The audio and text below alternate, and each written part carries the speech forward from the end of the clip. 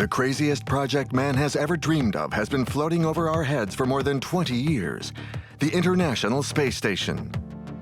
There's nothing else like it in human history. The size of a football field, the ISS is the biggest man-made object ever created. It travels above us at a speed of 28,000 kilometers an hour. It's a unique construction, a permanent fixture in space. How were engineers and astronauts able to put together this 400-ton machine? It's the most complex engineering building that we have ever constructed as humankind. The ISS is the only weightless space station in existence and an incredible tool at the service of humanity. It's a huge success, and down to the collaboration of many different countries. It's thanks to the ISS that everyone's focus is now on Mars. It's the place that allows us to imagine the future. It's a tool that allows us to fly further, higher, and faster. The space station is really our first step on our further journey into space. Space is an extreme and hostile place. Mankind has had to demonstrate incredible ingenuity and rise to huge technological challenges to allow astronauts to live there, almost as if they're living on Earth. Inside, it's small, like a telephone booth, but it's pretty cozy. How does the space station work? How do they repair it?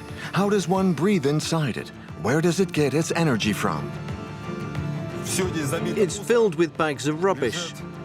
I need to crouch right down because there's not much room. I'll try and show you.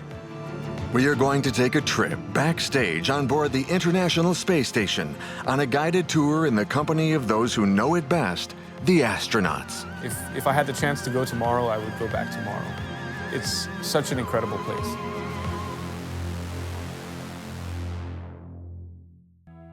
Mankind has always dreamed of traveling into space, leaving the Earth, and discovering new horizons. This crazy quest has gradually become a reality. But the dream hasn't stopped there, and to go even further, they built a structure over our heads, 400 kilometers above the planet, the International Space Station. A steel monster some 108 meters long and 73 meters wide. It required the expertise of American, Russian, European, Canadian, and Japanese space agencies to put this incredible scientific laboratory into orbit. Like an enormous construction set, each piece was designed and constructed on Earth before being transported into space. It took 10 years to assemble in a challenge that went way beyond international borders. For almost 20 years now, 200 men and women from different countries have dedicated themselves in turn to live and work on board the International Space Station. Of course, the station has become our baby. It's our favorite toy, and we never get bored of it. It's our home, our place of work.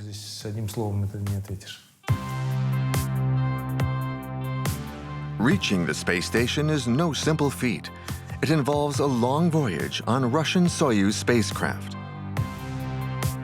After a 48-hour flight, the Soyuz is within 400 meters of the ISS. The first thing that you see is a bright dot, like a star, that is showing up somewhere on the display. As you get closer and closer, you see a little bit this dot growing. Then you see the wings, the big solar wings of the space station. Like explorers discovering a new world, each time they approach the station, even the most experienced astronauts can but marvel at the spectacle. It's really huge. You've seen it so often in photos, images, or video, but you can't believe that human beings were capable of constructing this huge station in orbit in space.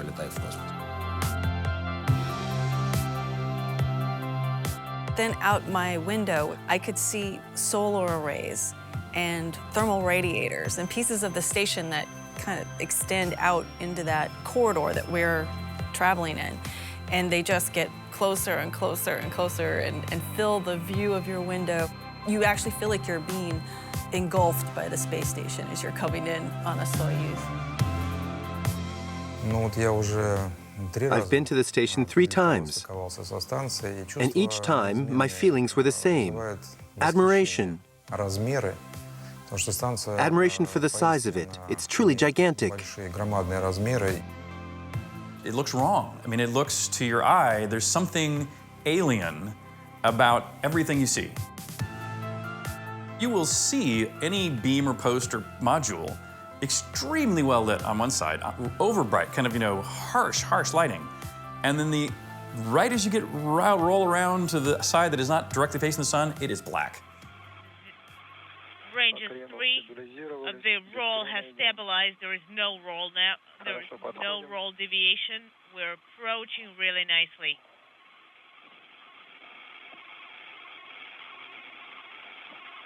Есть касание. Contact confirmed. And probe retraction confirmed. Docking confirmed. A textbook arrival for the brand new Soyuz MSO-1 spacecraft. Docking confirmed at 11:06 p.m. Central Time. You're going from this incredibly cramped Soyuz through a hatch system, which is actually even more cramped. Once you open that, you still have the 2 hatches, the ISS hatch and the Soyuz hatch, to get past. So you're actually moving through an even tighter little space, and sort of being pulled in by your crewmates. You're coming through a birthing canal and being aided by the doctors on the other side to pull you across and into the main volume of the space station. And the hatch now opening. And when you leave the little ship and enter the huge station, you're overcome with emotion. You discover this huge space. You recognize some faces. It's really moving. Of course, it's overwhelming.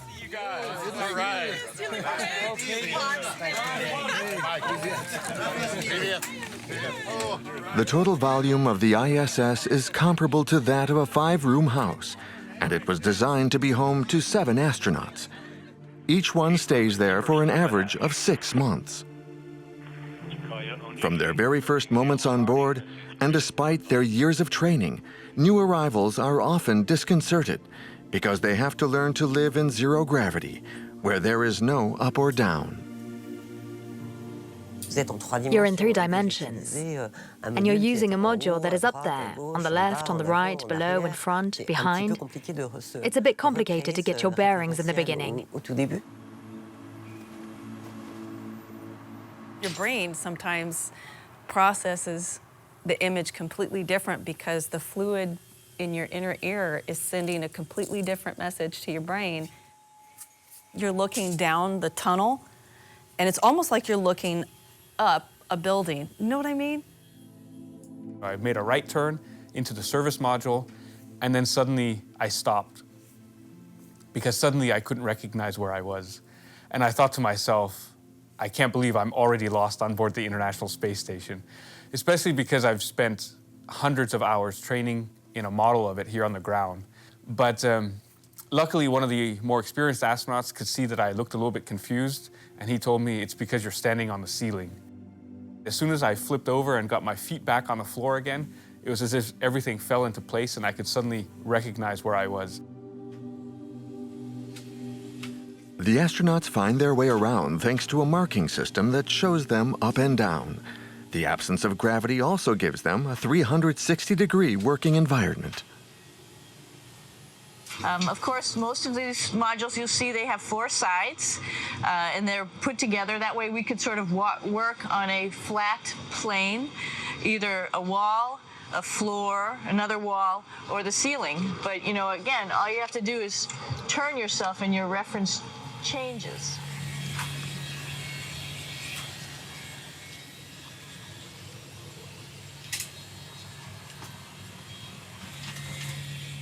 This almost complete lack of gravity presents its own problems for the human body.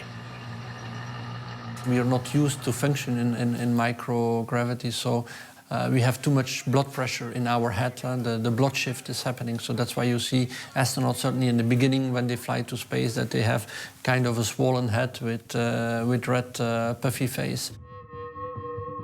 The astronauts' faces look a little puffy because their blood flows differently. The blood doesn't flow as well to the lower part of the body and accumulates in the chest and head. The veins around the neck and face swell up. So naturally, the change of blood flow presents some problems. So you actually feel that inside your head. You feel this increase in intracranial pressure, and it causes some stuffiness in the nose as well, sometimes a bit of a dull headache as well. And that can actually last for a few weeks as your body adapts and adjusts to microgravity.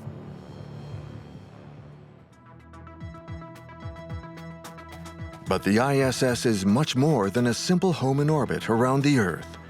Above all, it's a top-flight science laboratory in permanent residence in space. Over the past 2 decades, astronauts have carried out over 1,700 experiments there. Japan, the US, and Europe have each supplied a lab: Kibo, Destiny, and Columbus. The almost total lack of gravity and the almost total vacuum outside the station makes for an environment that is impossible to recreate on Earth.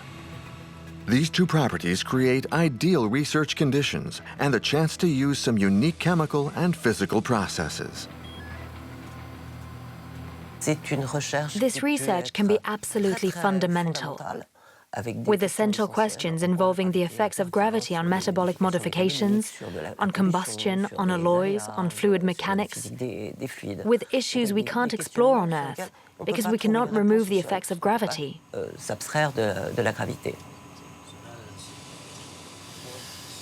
The research carried out in this permanent space lab covers multiple fields like biology, material science, observation of the Earth, and astronomy.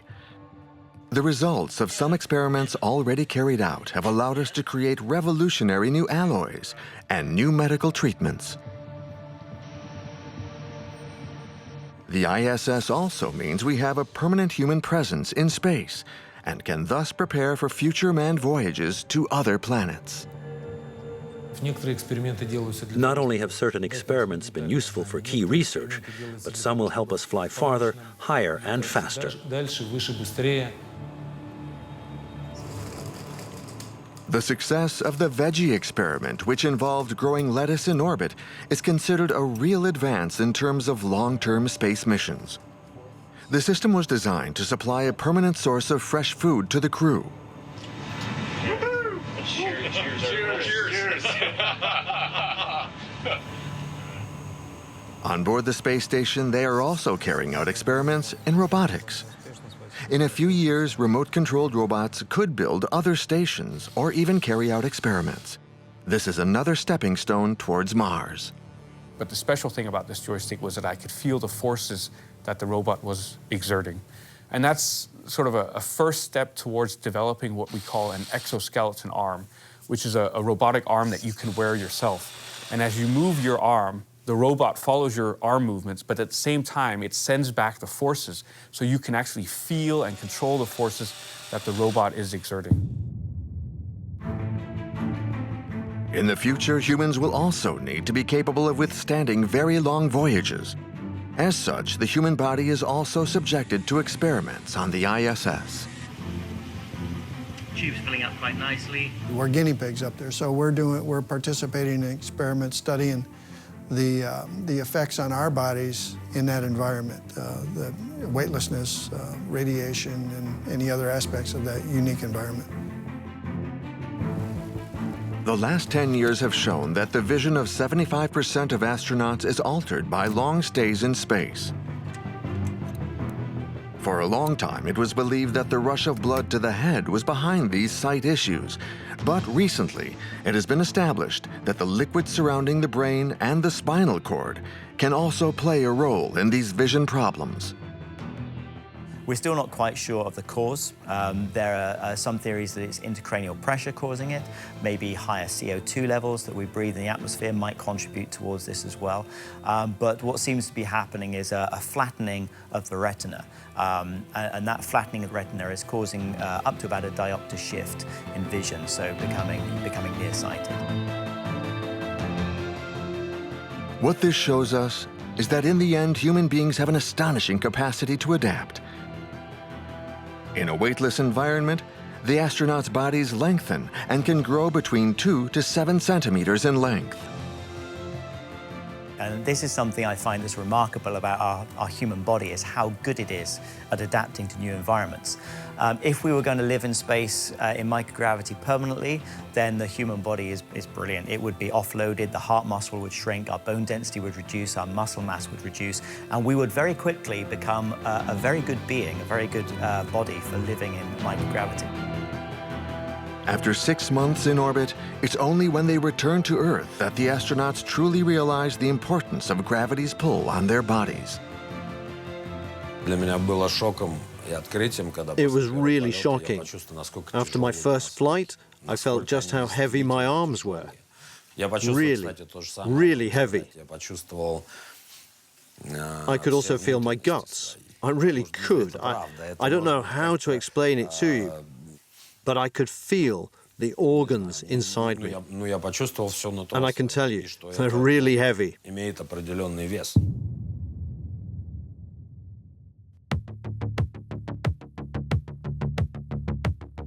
The idea of establishing a manned space station in orbit around the Earth is not a new one. In the 1920s, the Russian Konstantin Tsiolkovsky, the undisputed grandfather of astronautics, imagined a space station where men could live. In 1971, the Russians sent the first space station into orbit, named Salyut 1. The Americans responded 2 years later with Skylab. Then, in the middle of the Cold War, in 1975, the Russians and Americans proved that space cooperation was possible with a joint Apollo-Soyuz mission.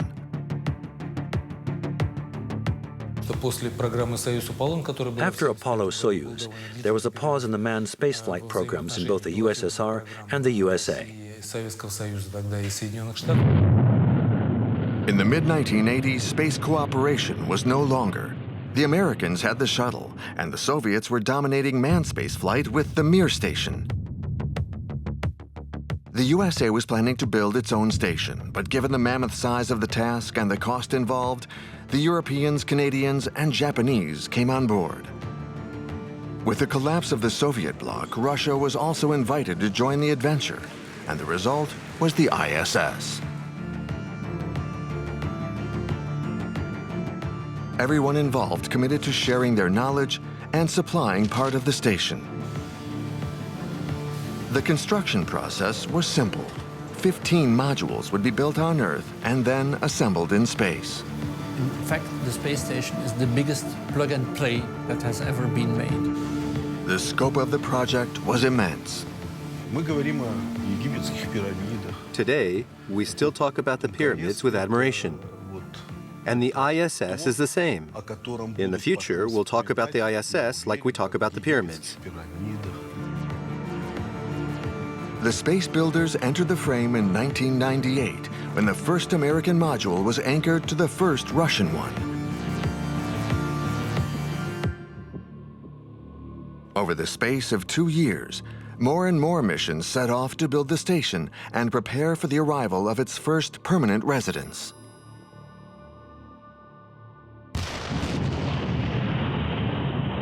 On November 2, 2000, cosmonaut Sergei Krikalev officially became the first resident of the International Space Station.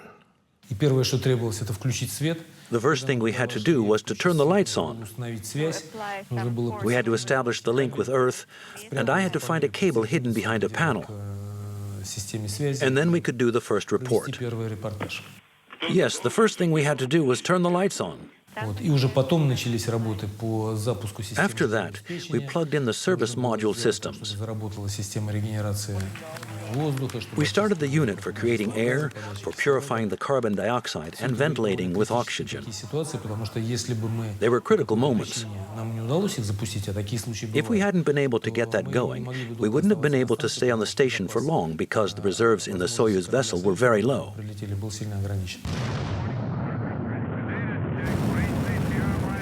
Building the station took 115 launches to bring the modules and teams into space.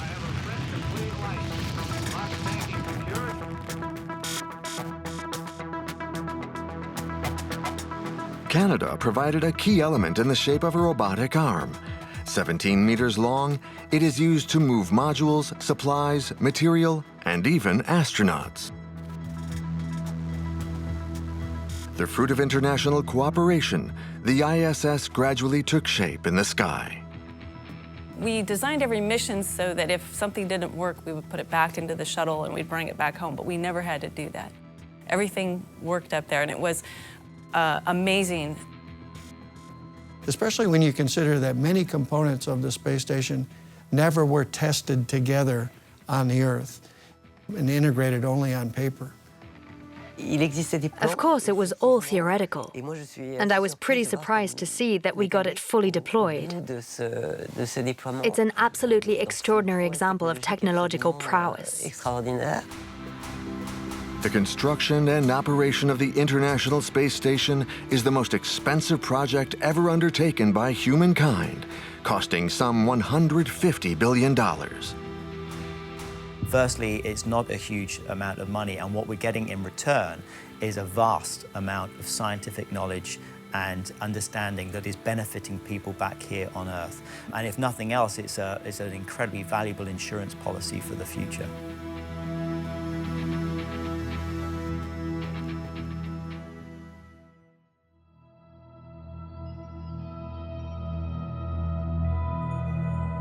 From Earth, you can now clearly see this giant construction set that shines so brightly in the sky.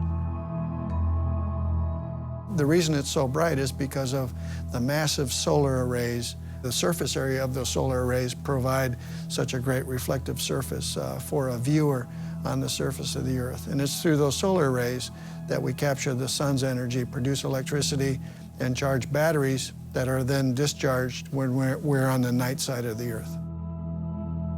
When fully deployed, each panel is 73 meters long. They are permanently angled to face the sun, and each one is comprised of more than 32,000 solar panels to capture energy from the sun. So the solar rays articulate, so as we orbit around the Earth at 4 degrees per minute, the solar rays articulate at 4 degrees per minute to continue to point to the sun. We also have, because of the orbit that we're in, we have a change in what we call the beta angle, and that means the solar rays have to articulate in this degree of freedom as well. And we have joints that do that, and the computers track the sun and then control the solar rays accordingly. Together, the solar panels from the ISS could supply the electricity for around 40 houses. This unique energy source is of vital importance for the crew. There would have to be a catastrophic accident for the station to end up without power. But even if that did happen one day, we have independent batteries. And we also have solar batteries on our Soyuz vessels. It's virtually impossible to imagine the station without electricity.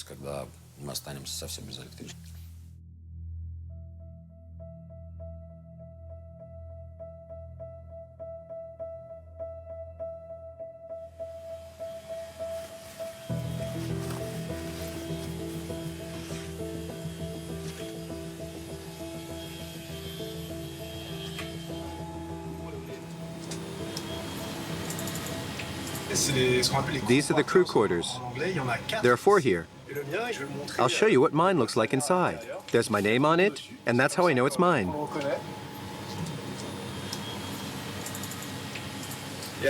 Inside, it's small, like a telephone booth. But it's pretty cozy. I have my computer for emailing my family and for calling them via Skype with a headset. I have another computer, an iPad, and the stuff I need for work. Here you just stick everything on the wall. That's how you do it in a weightless environment. And you can see there's a sleeping bag here, which is very comfortable. The sleeping bag is fixed to the wall so that I don't float away or kick anything. And it's really comfortable to fly and float and sleep in zero gravity. You're sleeping in a box, and you wake up, and there's your computer right in your face. And your computer has this timeline, and it's like yelling at you, get up and get to work. That's your daily life. You get up, we have time in the morning, you get up and get ready for work like you do here.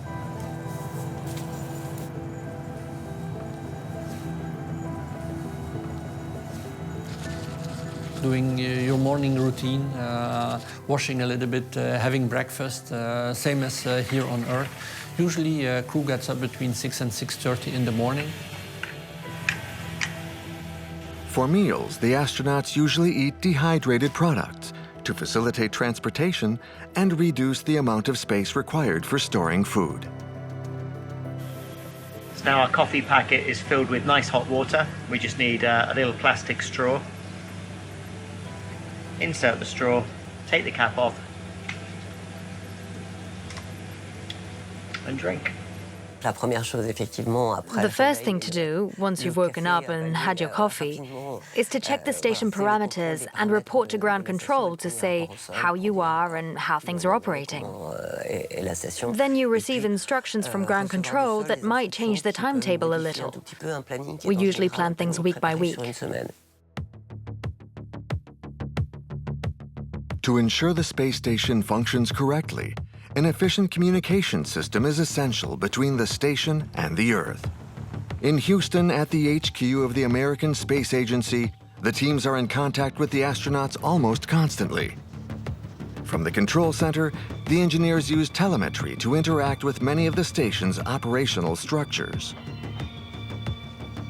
If you want to do anything, if you want to send a command, turn a pump on, turn a fan on, you have to go to a computer and pull up various displays and then send a command to turn that fan on. So for the crew, it's kind of a pain, but for us, it's what we're trained on. So the ISS is definitely flown from the ground from various control centers all around the world.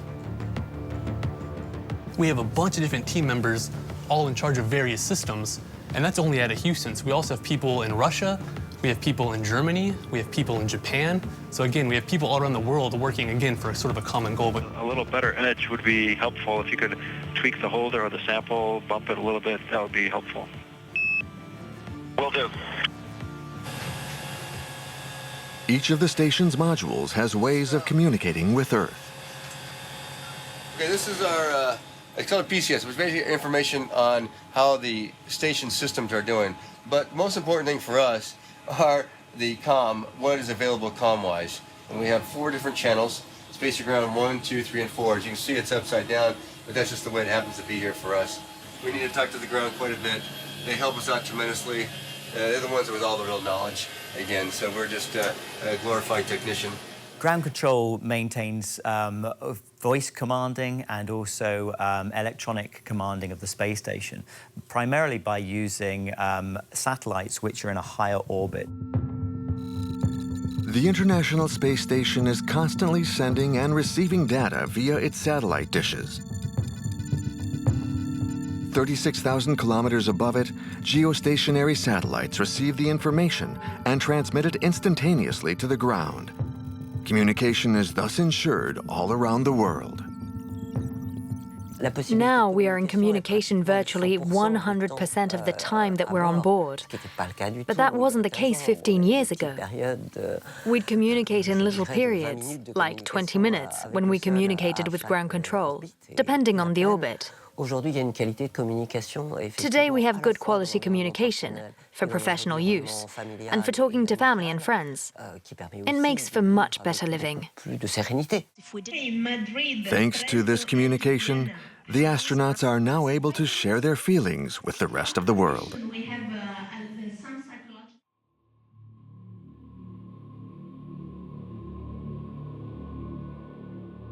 On Earth, human beings need oxygen, but in space, there isn't any.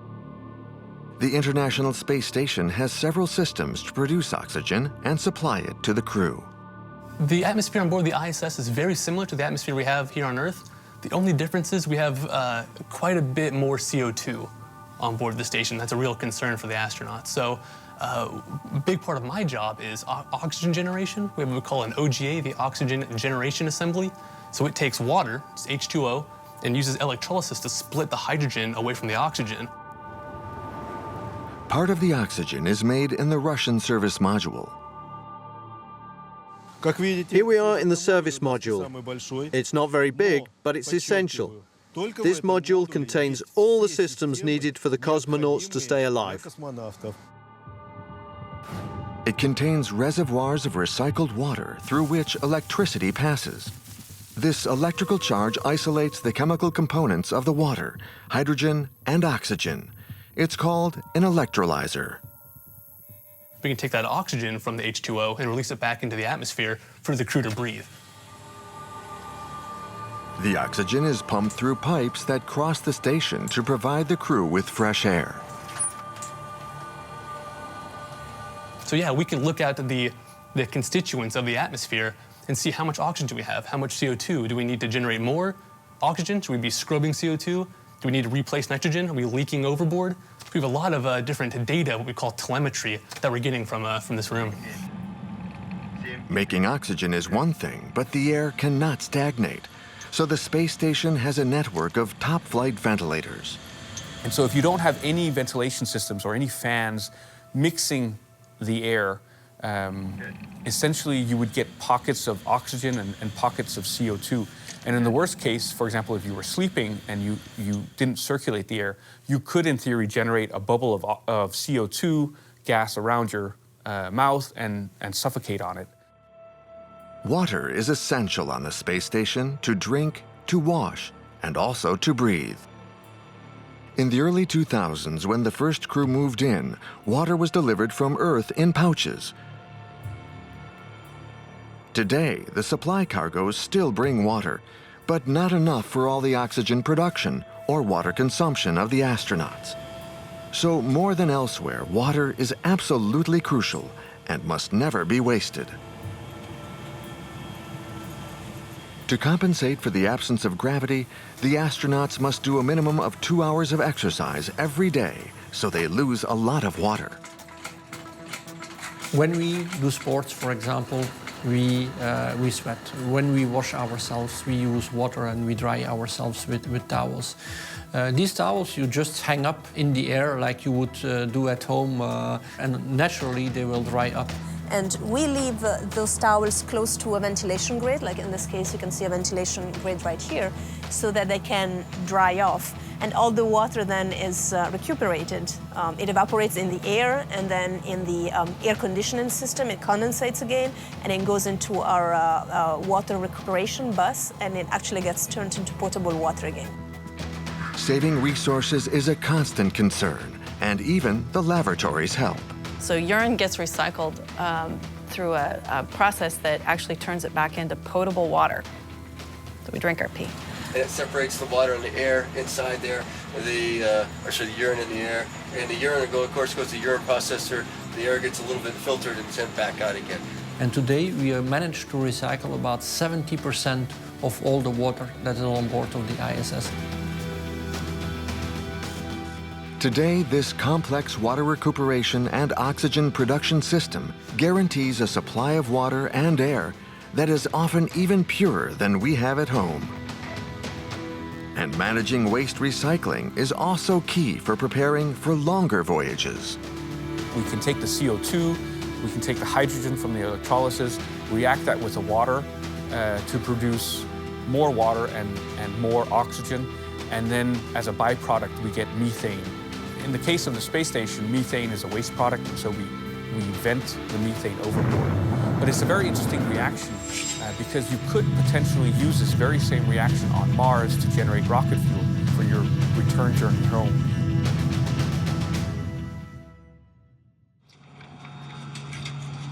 I'm going to take you to one of the coolest places on the space station.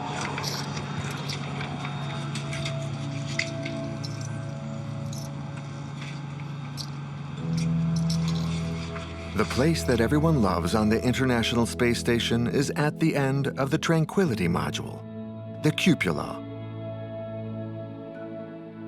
This dome with 7 reinforced panoramic windows always points towards the Earth, which is constantly passing.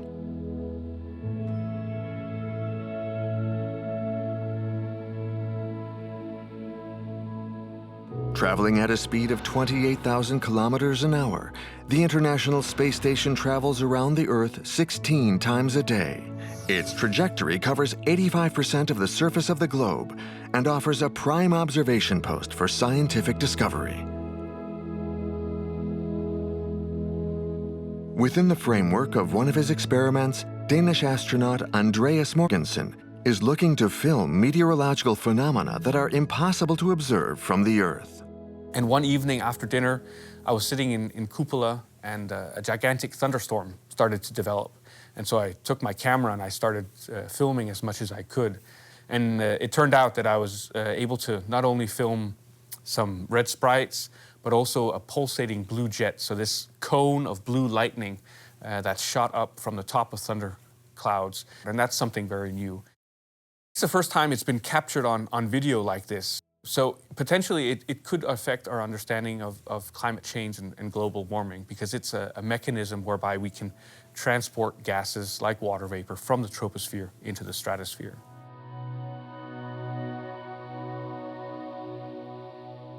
The cupola is also where the astronauts come when they have some free time.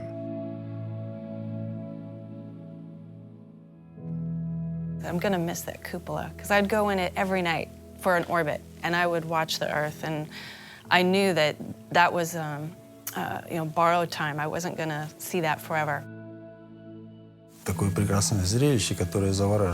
It's a haunting spectacle. You could watch the Earth for hours from the window because it changes all the time.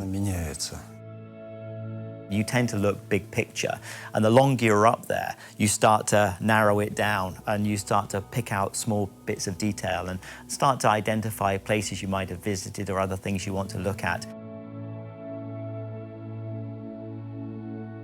When we go to other planets in our solar system, I think the moment when we can no longer see Earth through the window will be very stressful. Because for us on board the station, as soon as we have some free time, we always look back at the Earth. In space, when they look at the Earth, the astronauts experience a unique feeling called the overview effect. It's an awareness of the place of Earth in space.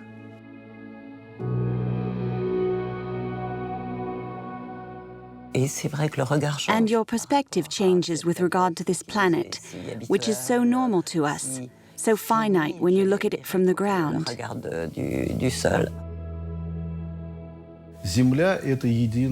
The Earth is a unique organism. You can't see the frontiers of countries, but you can see the frontiers of misery. From up there, you can see the environmental catastrophes, the fires. And sometimes you get the feeling that the Earth is calling out to us for help. It was like being in a movie where they might dolly a camera back, but zoom the lens in to where the actor, or in this case the Earth, doesn't change size, but your sense of reality around it just comes crashing down. And I had literally a physical reaction at that moment where you just kind of know, like, I get it. I just kind of get it in a way that I've never done before.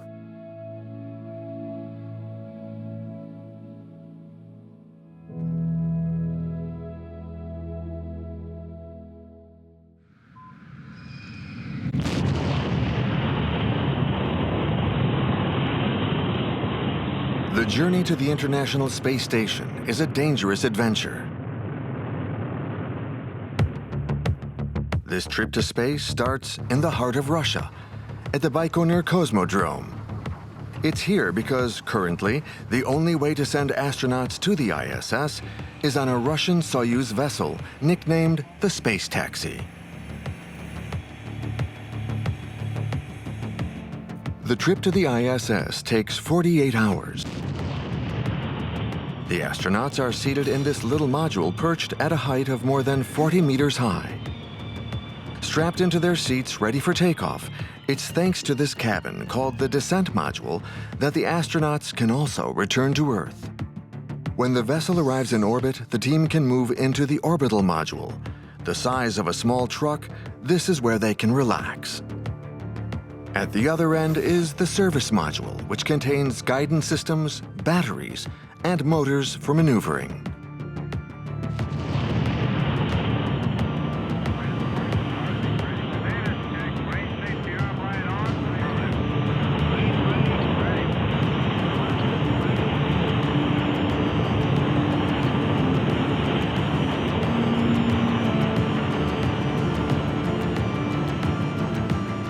The team has to check the vessel's trajectory regularly and make adjustments if necessary. The trip takes them roughly 30 times around the Earth, the time it takes for the Soyuz to get into the same orbit as the ISS in order to dock with it.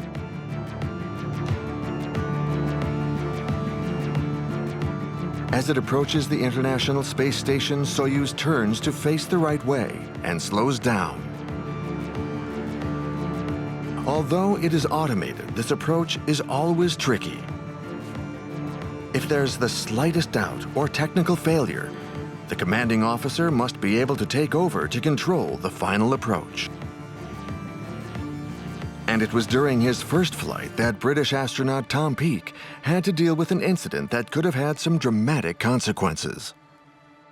Everything was going fine up until about 17 meters away from the space station. So that was fairly close. In fact, that's the closest abort that there's been. And then we had a sensor fail with one of our thrusters.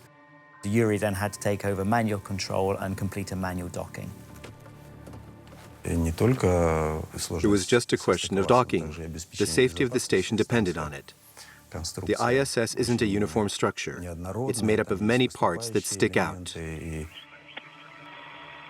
A collision would have been fatal, not just for the crew on the Soyuz, but for those on board as well.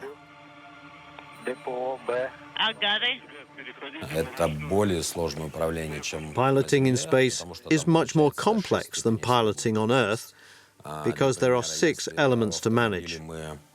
On Earth, when you drive a car, you have 2 elements, steering right or left, and braking or accelerating. Up there in space, you are managing 6 different variables at the same time. You can go left, right, up, down, you can pivot, anything you like. It's an extremely complicated process. Transition to manual. A manual docking is certainly a difficult task to do. It was made more complicated in our case because we were going from daytime to nighttime, and the low sun angle was reflecting bright light off the space station. So Yuri was having a very hard time seeing through the periscope in order to see the docking port and to get the spacecraft correctly aligned. It was very complicated, but in the end, I managed to get a distance from where I could see the docking area, control the speed, and get the angle right. Eventually, we managed to dock it successfully. Contact confirmed. And Until those perilous maneuvers, the space station had never witnessed an accident.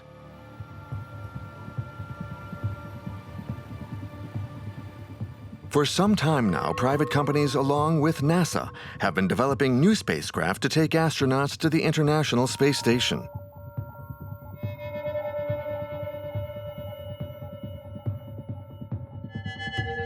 The space workers are installing new docking modules. One of the big steps, of course, was the removal of a large thermal cover by Rubens and Williams to expose the actual docking port to which the SpaceX Crew Dragon and The station currently has 8 docking ports. In addition to the passenger craft, there is another kind of vessel that docks with the space station: supply vehicles.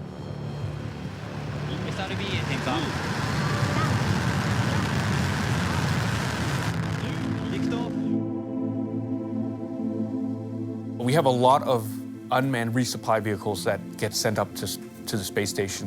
We have Japanese resupply vehicles, we have Russian, we have American.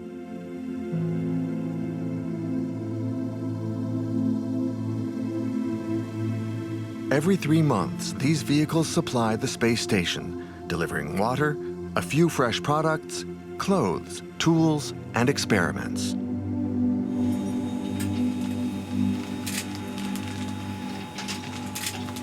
Once emptied, these supply vehicles have another key function. They are used as the space station's trash can. Space station is a closed system. Everything that you bring up at some time needs to come down. So if you bring up clothing, for example, for the crew, we don't have a washing machine, so the crew has to wear the same pants. You get 2 pants for 6 months. You have to wear the same t-shirt for a week or for 2 weeks. And then when it's finally dirty and it's trashed, all this trash is accumulated in the cargo vehicles. Come join me in the Progress vehicle, which is loaded and ready to leave. It's filled with bags of rubbish. I need to crouch right down because there's not much room. I'll try and show you. Everything is arranged symmetrically to balance out the vessel. Heavy things go opposite heavy things. You can see here, for example, there are purification columns, buckets that we've used, and even our dirty laundry, and little packages with our trash. The vessels filled with trash are then unmoored. They burn and disintegrate when they enter the Earth's atmosphere. But some of the supply vessels fulfill a last function that directly involves the ISS. They are used as motors because the station is unable to maintain the right orbit on its own. The idea is the ISS is about 220 to 250 miles above the surface of Earth. So you might think, well, so there's no air, so why would you ever need to speed up? It should just forever be in orbit. Well, where the ISS is, there's actually a very thin amount of atmosphere there. It's borderline negligible, but it is still there. So we have basically this giant football field. I mean, a vehicle has a football field flying through space. It's getting a lot of air. There's a lot of surface area that's getting hit by the small amount of air that's in the atmosphere. So that does slow the ISS down. And so the ISS altitude is decaying by about 2 kilometers per month. And if it were to have no reboosts, then eventually the space station would re-enter Earth's atmosphere. Every 6 months, a supply vessel is used to readjust the orbit of the ISS. The vessel starts its motors and emits bursts of power to get the station moving to the right altitude. The thrust can be felt inside the station itself. Now, the way I'm going to demonstrate the acceleration that comes during the reboost is by using this camera. 800 millimeter lens, so it's pretty massive actually. And there's no accelerations, virtually no accelerations on us. And you can see I'm floating this camera right here, and it's not going anywhere. And I'm holding it, I'm actually feeling the acceleration. I'm gonna let go again, and here it goes, it's gonna take off. I'll try not to let it hit you. But it's not only the height of the orbit that needs to be regulated. They also have to keep the space station angled the right way. So the space station maintains what we call LVLH, local vertical local horizon. And that means that the space station flies around the Earth, always Earth-facing. The station's steering system is based on 4 gyroscopes. Without them, traveling at 28,000 kilometers an hour, the ISS would turn endlessly on itself, and life inside would be simply impossible. In zero gravity, if you knock it, it's going to tumble, it's going to move around like any object up here does. However, if I get this spinning,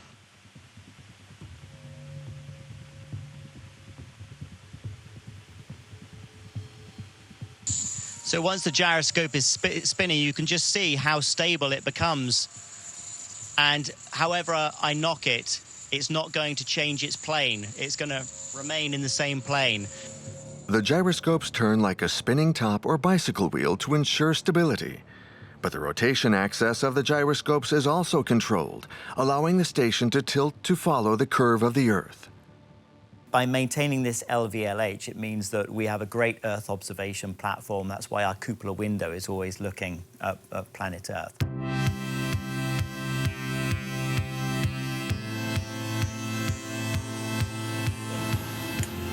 Play nice.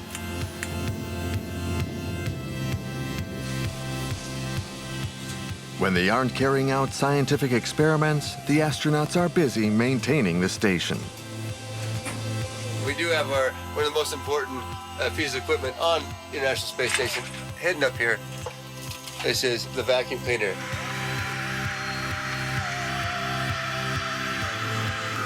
Although a filter system ensures the elimination of particles and certain microbes, regular cleaning in this confined environment prevents bacteria from growing. It also allows them to find parts they thought were lost forever. There is always work being carried out on the International Space Station. The daily lives of astronauts include plenty of time taken up with repairs and improvement work. But despite all their precautions, there are sometimes breakdowns and even major damage. That's what American astronaut Tracy Dyson discovered one evening in July 2010, just before going to bed. Everybody else had gone to bed, and I was doing my routine checks of the space station on the US segment. I was turning off the treadmill when all of a sudden red and yellow bells and whistles start going off, and it was way more than just our treadmill having a problem. And then it became pretty clear that there was a problem with the thermal control system. The thermal control system is vital for the astronaut's survival because outside the station, the temperature varies between minus 150 degrees in the shade and plus 120 degrees facing the sun.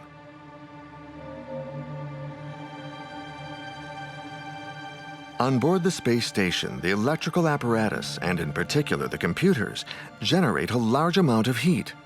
To get rid of this heat, the ISS has a cooling system. Cold fluids flow around the entire station. There are water-cooled circuits on the American segment. The central beam and the solar panels are cooled using ammonia, and the Russian segment uses a combination of chemicals. We knew that the most critical thing that could happen at that point was if we lost our other pump module. If we did, then we would have to start considering whether to go home. On the ground, as in the station, the crew realized that the situation was critical. To replace the defective ammonia pump, they would have to go outside the station and repair it from the exterior.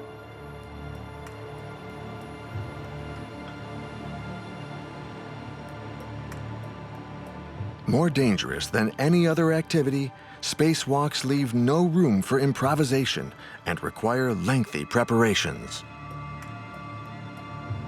All the days leading up to it are filled with activities that have pretty severe consequences if you don't do them right.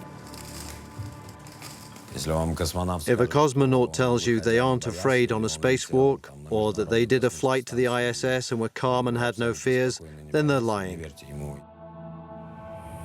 There are 2 depressurization airlocks for spacewalks, one on the Russian part and the other on the American section.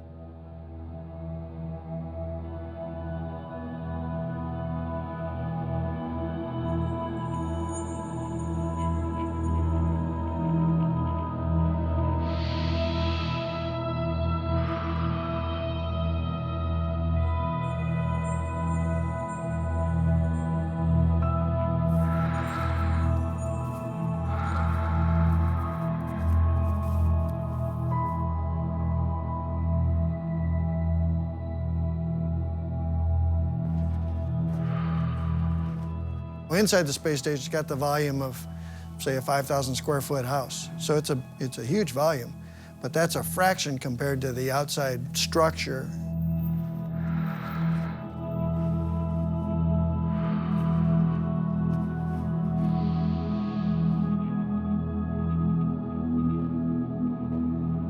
Humans are incapable of surviving in the space vacuum. There is no oxygen, the body is exposed to extreme temperatures, to micrometeorites and cosmic rays. Carry out the repairs the astronauts therefore have to wear some extremely high-tech gear. The The spacesuit is a phenomenal piece of technology and engineering. It's a mini space station. It has to keep you alive. The astronaut survival has a price because these spacesuits cost $15 million apiece. They are composed of a bubble helmet covered in filters to protect their eyes from the sun's rays, which could blind them instantaneously. Powerful lamps are there to illuminate in the dark, and a camera sends images to the ground. A small tube right by the mouth delivers water to the astronaut during their walk. Earpieces and microphones allow them to communicate with ground control and the rest of the team on the ISS. On the front of the suit, dials control the oxygen feed and temperature. Beneath the spacesuit, the astronaut wears a piece of clothing crisscrossed with plastic tubes through which cold water flows to regulate the temperature. A backpack contains reserves of oxygen and water, along with batteries providing total autonomy for up to 8 hours. Because of the absence of gravity, the astronaut cannot feel the weight of these 130 kilograms of equipment. But being able to move around with such a suit on requires exceptional physical capacities. 90% of what you're doing outside, you're doing with your arms and hands. And because it's a pressure suit, even moving your fingers in the gloves takes effort to open your hands, takes effort to close your hands because of the pressure and the stiffness of the gloves. Such a task requires constant focus, and here, more than anywhere, there is no room for error. It's one of the hardest, if not the hardest things that we do in space. It's not just physically difficult, it's also mentally difficult, because you are not only fighting against the pressure of the suit with every motion that you make, but you are concentrating the entire time. And the spacewalk itself is anywhere between 6.5 to sometimes 8 hours long, without a break. You're inside this spacesuit. Assembling and maintaining the station required more than 1,000 hours of spacewalks. During these sorties, the astronauts carried out numerous essential tasks for the station. Without these spacewalks, the ISS wouldn't exist.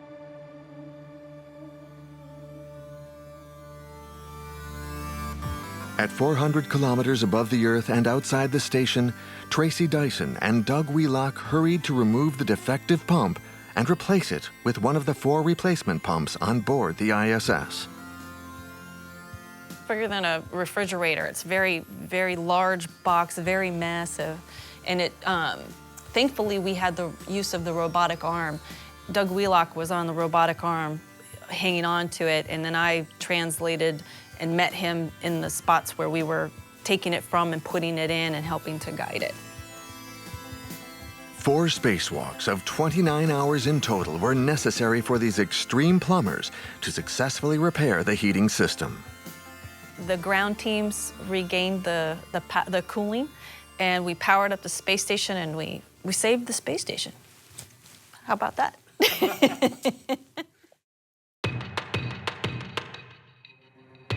Other than technical failings, the International Space Station and its inhabitants face other dangers. Richard Garriott is one of the non-professional astronauts who was allowed to travel to the ISS. He remembers the many alarms that would sound every day. Because a small problem can quickly become a big problem, it's important that there are alarms for the problem when they're small to make sure you can address it before it becomes a big problem. On board the space station, the biggest danger is fire. During training, the astronauts learn to become real firefighters. You have a fire at your house here, you run outside, you call for the fire department, they can come, they can help you out, you can leave your house, right? You can be safe. But on board the ISS, there's nowhere to go, so you have to fight it. I mean, you have to be able to put it out. Another worry for the astronauts is that on board the station, they are no longer protected by the Earth's atmosphere, and the cosmic eruptions from stars can cause cancer and lead to genetic mutations. The only thing that can really protect you against that is density of material. There's no amount of Kevlar or other impact protection that you can do to protect yourself from an atomic nucleus. It's too small, passes right through it. The best protection is to sleep or to spend as much time as you can behind as thick or heavy a mass of something you can. So for example, in the Russian segment where all the batteries are stored, those batteries are a pretty good protection. In the case of powerful cosmic eruptions, the Zvezda and the Destiny modules are the best places to protect the crew. The third biggest threat to the International Space Station is space debris. If you look through a 10 or 20-year-old window, there were impact spots of debris. It was obviously created by something incredibly small, like a flake of paint, but still was hitting at a velocity of up to 34,000 miles an hour, and so still makes quite a wallop. An object as small as a grain of sand launched at 28,000 kilometers per hour could make a hole in the hull of the station, cause it to depressurize, and kill the crew on board. The engineers have drawn up a map that shows the parts of the space station most exposed to space debris in red. This allows them to identify the zones that need protection as a priority.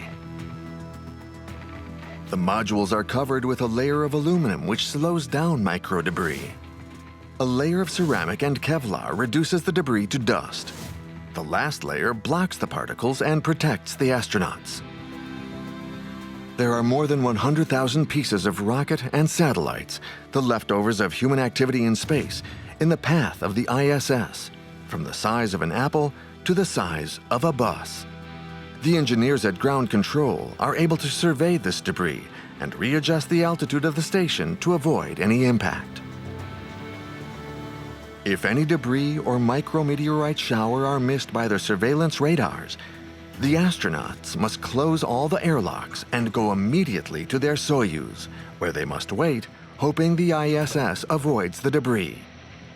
If the impact is too violent, the Soyuz and the crew will return to Earth. You kind of fall back on your training, right? I think everyone has been trained on debris avoidance maneuvers and close call encounters. You know, what we're doing here isn't fun, whatever, kind of have a good time with space. It's very real, and astronauts are not just tools, but people and friends, people that we train and talk to and our coworkers. So something we take very seriously here.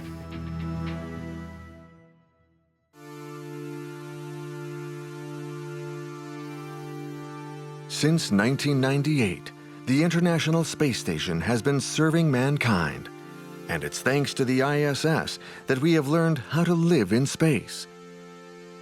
Today, everyone is looking to Mars and even beyond. Thanks to the ISS, these dreams may now become a reality. I agree with Konstantin Tsiolkovsky. He said that the Earth is our cradle, and that it's impossible to stay there for all eternity. And I also think that humanity is obliged to become an interplanetary civilization. Originally, the station was due to be removed from orbit and destroyed in 2020. But its life has been extended to 2024 or even 2028. Enough to maintain mankind's continued presence in space for a few more years to continue deepening our knowledge. The research we're doing on board the space station right now is already helping for those missions. We're learning how to live and work in space. We're learning how the human body adapts. We're actually practicing human-robotic interfaces. We have astronauts that are driving rovers around here on Earth. From the space station, we're understanding those communication control techniques. We're growing our own food on board the space station. We're understanding more about radiation and how it affects the human body and how we can protect crews against radiation when we do these missions. So there's a whole plethora of research that's going on board the space station at the moment that is going to help us in those future Martian missions. The International Space Station is already humankind's biggest technological success. But beyond that, it is proof that cooperation between people is possible. I hope that human spaceflight at least can help people also around the Earth, bring them together and find peaceful solutions like we do in the International Space Station. Despite of the conflicts between the US, Russia, Europe and so on, a lot of tensions, we still work together, we still can operate together, we still do science together, we still work for the benefit of humankind together. And I would hope that people around the world would take example to the ISS for that.